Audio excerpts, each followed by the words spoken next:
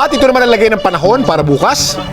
Pumasok na po sa Philippine Area of Responsibility ang low pressure area na nasa silangan ng Visayas.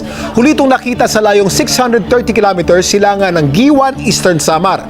Nagdudulot ng pag-ulan ang trough o extension ng low pressure area sa Bicol Region, Visayas at Mindanao. Binabantayan din ang pag-asa ang Typhoon Jebi na nasa 2,700 kilometers silangan ng extreme northern Luzon. Malayo pa ito at sa ngayon mababang tsansang tatama ito sa bansa. Inaasahan kasing liliko ito patungong Japan.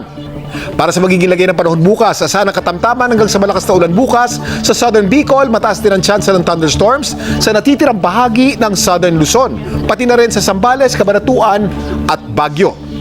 Dito sa Metro Manila, makakapaglabat sampay pa rin po tayo bukas dahil mainit at maaraw sa umaga. Pero sa bandang tanghali o hapon, posible po ang thunderstorms pareho kanina. Mas maulan naman bukas sa Visayas at Mindanao. Sa Visayas, pinakapektado ang Samar at ang Leyte. At sa Mindanao, posibleng malakas na ulan, partikular sa Bukidnon, Compostela Valley at Davao.